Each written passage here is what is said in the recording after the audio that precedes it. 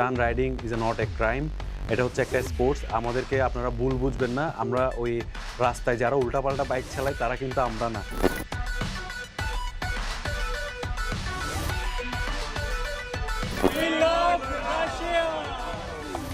এই যে রাশিয়ার মঞ্চে বাংলাদেশের পতাকা উড়ালেন, অনুভূতিটা আসলে কেমন ছিল? মানে আল্লাহ আমাকে একটার পর একটা সারপ্রাইজ দিচ্ছিল, আমার কাছে মনে হচ্ছিল।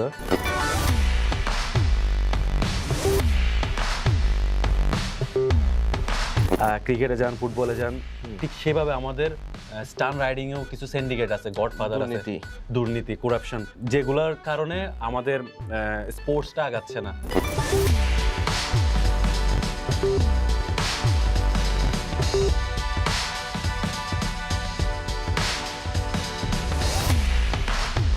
আমি ওয়ার্ল্ড ইয়ুথ ফেস্টিভ্যালে পার্টিসিপেট করাতে আমি দেশের জন্য যতটুকু পেরেছি সম্মান নিয়ে আসার চেষ্টা করেছি।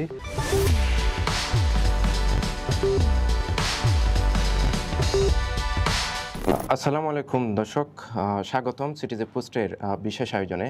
আজকে আমাদের সাথে আছেন বাংলাদেশের গর্ব, চট্টগ্রামের লোহাগাড়ার সন্তান আব্দুর রহিম। তিনি একজন শুধু বাইক স্ট্যান্ড রাইডার নন, তিনি একাধারে কন্টেন্ট ক্রিয়েটর, সামাজিক কর্মী এবং তরুণ নেতৃত্বের এক উজ্জ্বল দৃষ্টান্ত। সম্প্রতি রাশিয়ার একটি শহরে অনুষ্ঠিত ওয়ার্ল্ড ইয়ুথ ফেস্টিভ্যাল অ্যাসেম্বলি 2025-এ তিনি বাংলাদেশের হয়ে প্রতিনিধিত্ব করেছেন।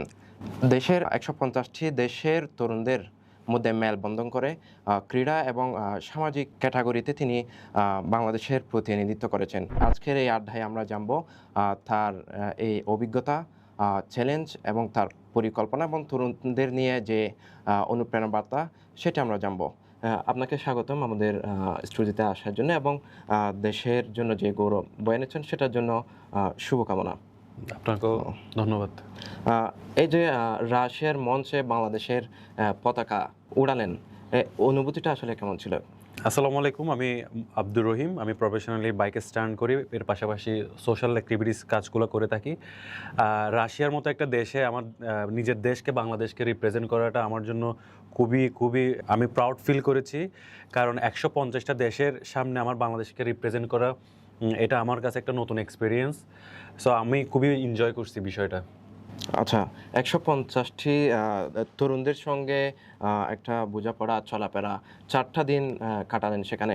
তাদের সাথে কাটানোর সময়গুলো কেমন, অভিজ্ঞতাটা কেমন ছিল? আর যেহেতু বাংলাদেশ থেকে তো আপনারা শুধু 7 জন গেছেন, 7 জন, সেহেতু আপনার সেক্ষেত্রে আপনার অনুভূতিটা কীরকম? শুরুর গল্পটা আমি একটু শেয়ার করি সবার সাথে। প্রোগ্রামে যখন পার্টিসিপেট করতে হয় তখন হচ্ছে আপনার একটা কিছু ফর্ম ফিল আপ, কিছু কন্ডিশন থাকে। ওগুলো সব কিছু আমি প্রায় 1 মাস ধরেই এগুলো নিয়ে স্টাডি করলাম, ফর্ম ফিল আপ করলাম, তারপর আপনার ইন্টারভিউ দিলাম অনলাইনে। তো সব কিছু দেওয়ার পর প্রায় 3 মাস পর একটা রেজাল্ট আসে। আমি মনে করেছিলাম হয়তো বা আমি সিলেক্ট হইনি, আমি আশা ছেড়ে দিয়েছিলাম। তো আমি ফর্ম ফিল আপ করার পর 3 মাস পর আমি জুম্মার নামাজ পড়ে আসি বাসায়। জুম্মার নামাজ পড়ে এসে দেখি বাসায় এসে ওয়াইফাই কানেক্ট হওয়ার পর একটা ইমেল আসে আমার ফোনে। তো আমি মনে করছি নর্মালি কোনো ইমেল হবে এটা। তো আমি সাথে সাথে ঢোকার পর দেখি যে কংগ্রেচুলেশন জানাইছে, মানে ইউ আর সিলেক্টেড। তো আমি একটু ফার্স্টে মনে করছিলাম, অনেক সময় দেখা যায় যে হ্যাকাররা বিভিন্ন ফেক ইমেল আসে, তো আমি বিশ্বাস করতে পারতেছিলাম না। সাথে সাথে আমি শক্ত হয়ে গেছি, মানে চিল্লাইতেও পারতেছি না বাসায়।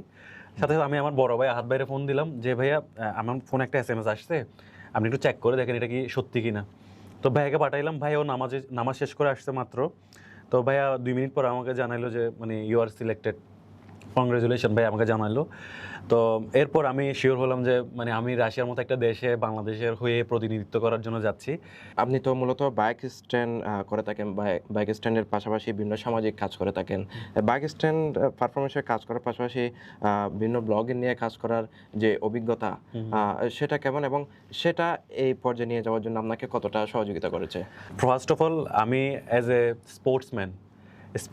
স্পোর্টসম্যান বলতে বাইক স্টান্ট রাইডার, তো এর পাশাপাশি কিন্তু আমি সোশ্যাল ওয়ার্কগুলো অনেক বেশি করি।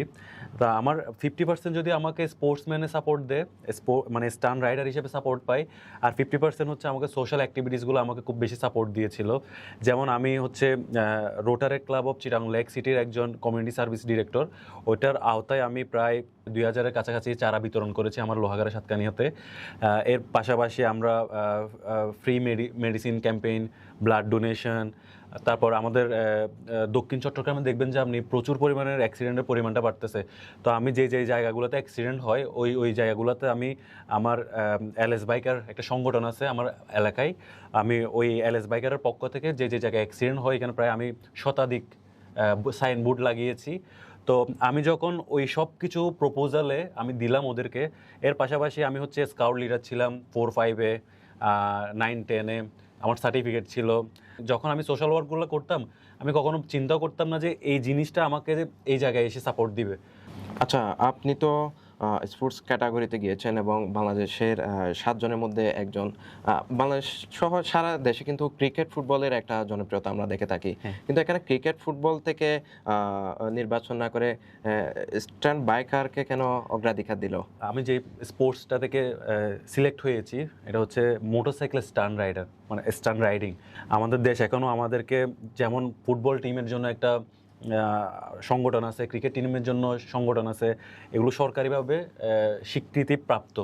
তো বাংলাদেশে এখনও পর্যন্ত আমাদের বাইক স্টান্টটাকে ওভাবে স্বীকৃতিপ্রাপ্ত পৃষ্ঠপোষকতা না থাকার কারণে আমাদের দেশে যেটা আমরা এখনও মূল্যায়ন পাচ্ছি না। বাট ইউরোপে, পুরো ওয়ার্ল্ডে যখন আমরা কোনো দেশে অ্যাপ্লাই করি তখন আমরা খুব ইজিলি সিলেক্ট হয়ে যাচ্ছি।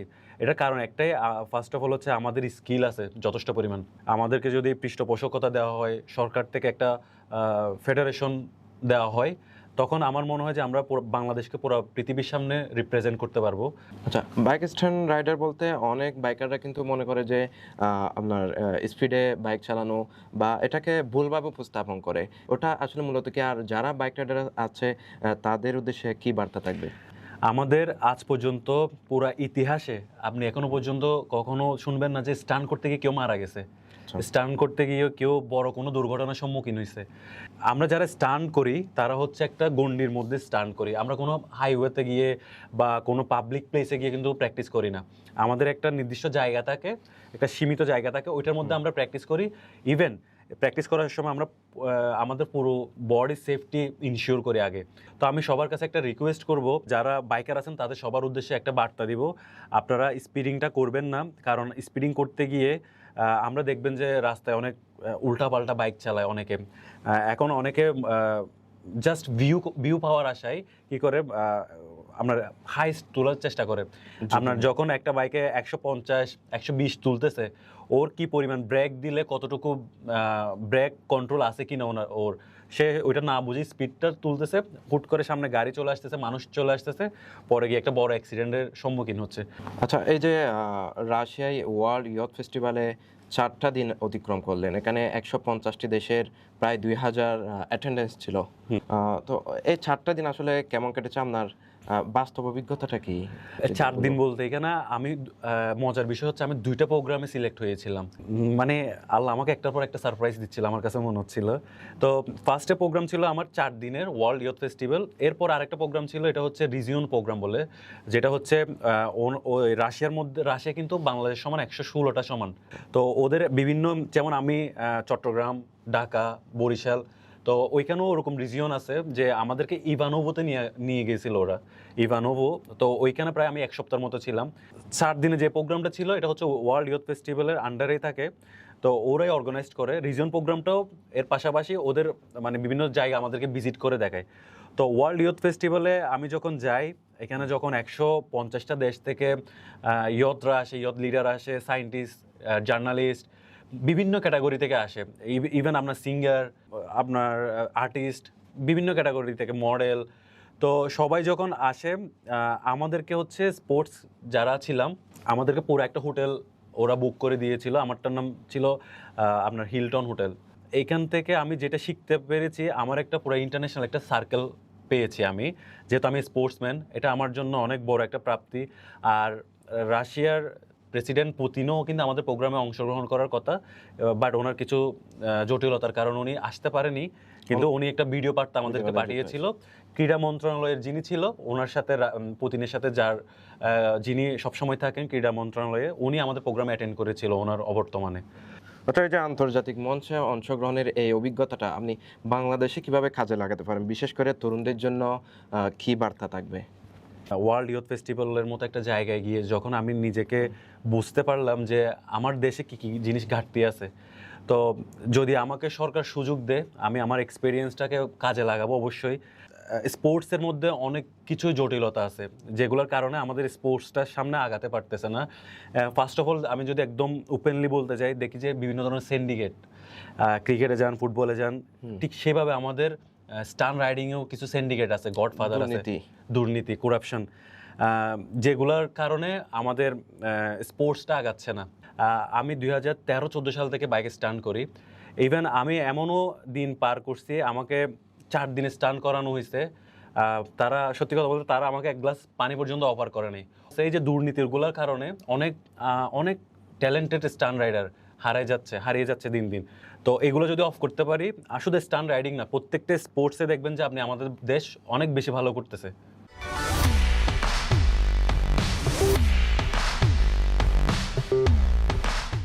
আমার জন্য সবাই দোয়া করবেন, আমি যাতে বাংলাদেশকে রিপ্রেজেন্ট করতে পারি পুরো ওয়ার্ল্ডের সামনে। আপনারা আমাদেরকে সাপোর্ট দিবেন। Stunt riding is not a crime, এটা হচ্ছে একটা স্পোর্টস। আমাদেরকে আপনারা ভুল বুঝবেন না, আমরা ওই রাস্তায় যারা উল্টাপাল্টা বাইক চালায় তারা কিন্তু আমরা না। সিটিজি পোস্টে অসংখ্য ধন্যবাদ আমাদের স্পোর্টসকে এত সুন্দরভাবে সবার সামনে রিপ্রেজেন্ট করার জন্য।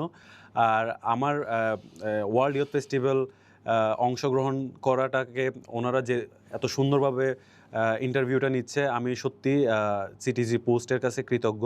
আপনি একজন লোহাগাড়ার সন্তান, আপনার কোনো চাওয়া পাওয়া আছে কিনা বা কিছু বলার আছে কিনা? আমি সরকারের প্রতি একটা অনুরোধ করব। আপনারা জানেন দক্ষিণ চট্টগ্রামে দিন দিন অ্যাক্সিডেন্টের পরিমাণটা বাড়তেছে।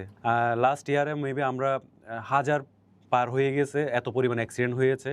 তো সরকার প্রতি আমার অনুরোধ থাকবে যে আমাদের 6 লেনের রাস্তাটা কার্যক্রম যাতে খুব তাড়াতাড়ি শুরু করে। বিগত 20 বছর ধরে অনেক সরকার আসছে গেছে, কিন্তু এখনও পর্যন্ত কোনো সরকার আমাদের এই বিষয়টা নিয়ে খুব একটা নজর দিতে আমরা এখনও পর্যন্ত দেখিনি, কোনো অ্যাক্টিভিটিস শুরু করতে দেখিনি। তো সরকারের প্রতি আমার একটা বিশেষ অনুরোধ থাকবে, আপনারা আমাদের দক্ষিণ চট্টগ্রামে 6 লেনের যে বিষয়টা, 6 লেনের যে কার্যক্রমটা খুব তাড়াতাড়ি শীঘ্রই আপনারা এটা চালু করবেন, এটাই আমার সরকারের প্রতি অনুরোধ থাকবে। ধন্যবাদ রহিম ভাই, আমাদেরকে সময় দেওয়ার জন্য সিটিজি পোস্টের পক্ষ থেকে আপনাকে আন্তরিক ধন্যবাদ। আপনার মতো তরুণদের হাত ধরে বাংলাদেশ অনেক দূরে এগিয়ে যাবে, সেটাই আমাদের প্রত্যাশা। দর্শক, সিটিজি পোস্টের আজকের আমাদের আয়োজন এতটুকু পর্যন্ত। নতুন কোনো আয়োজনে আপনাদের সাথে আমরা আবার যুক্ত হব। ততক্ষণ পর্যন্ত ভালো থাকবেন, সুস্থ থাকবেন, সিটিজি পোস্টের সাথে থাকবেন। আসসালামু আলাইকুম।